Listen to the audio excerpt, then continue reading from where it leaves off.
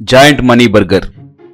एक गांव में रमेश नाम के एक बेकरी चलाने वाले व्यक्ति के पास एक आदमी आया। वो रमेश से, देखो रमेश, इस पूरे गांव में सबसे बढ़िया बेकरी आइटम्स बनाने वाले का नाम पूछे तो सब तुम्हारा नाम ही बोले, इसलिए मैं तुम्हारे पास आया हूँ। वैसे मैंने तुम्हें मेरा नाम नहीं बताया ना, मेरा नाम स्मॉल ब्रदर है। शुद्ध हिंदी में बोलूँ तो छोटा भाई। ये मेरा पेट नेम है, ऐसा मत सोचना, मेरा नाम ही छोटा भाई है। मेरे सर्टिफिकेट्स में भी यही नाम है। कहकर और कुछ कहने ही वाला था, तभी रमेश टालकर, वाह, सीधी बात बोलिए सर, ऐसे दिमाग का दही मत बनाइए, कहा। तब स्मॉल ब्रदर गुस्से से अपने जेब में हाथ रखकर कुछ निकालने लगा। रमेश वो गन है सोचकर डर गया। स्मॉल ब्रदर अपने जेब में से नोटों की गड्डी निकालकर रमेश के ओर फेंका। रमेश उन नोटों के गड्डी को देखकर अचंभित हो गया। स्मॉल ब्रदर रमेश से, देखो मेरे नाम में स्मॉल है, मगर मेरे सारे कारनामे एक्स्ट्रा लार्ज होते हैं, समझ आया ना, कहा। रमेश उन पैसों को देखते हुए, समझ आ गया सर,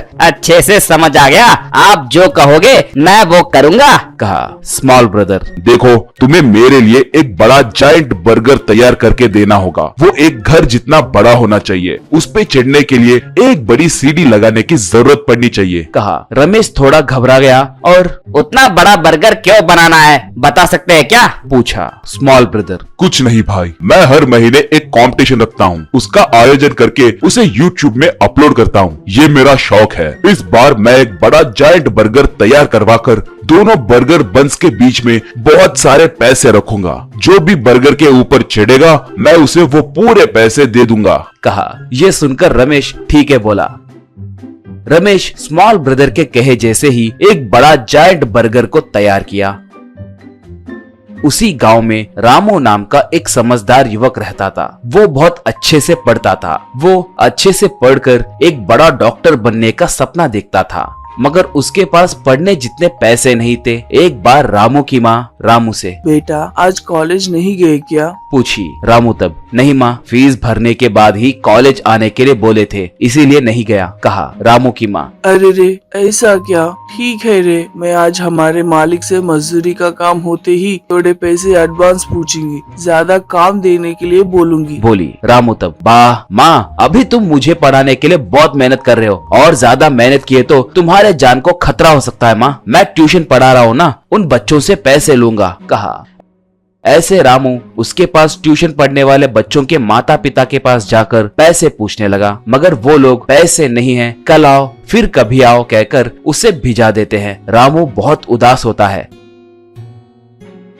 तभी एक ऑटो में एक आदमी घोषणा करते हुए जा रहा था, सुनिए सुनिए सुनिए, जायंट मनी बर्गर कंपटीशन अपने गांव में मौजूद मैदान में कल शाम 4 बजे एक प्रतियोगिता होने वाली है। इस कंपटीशन में जीतने वाले को 10 लाख रुपए का बहुमान दिया जाएगा और उत्साहित लोग भाग ले सकते हैं, कहा। ये सुनते ही रामू उस कंपटीशन में भाग लेने के लिए सोचा।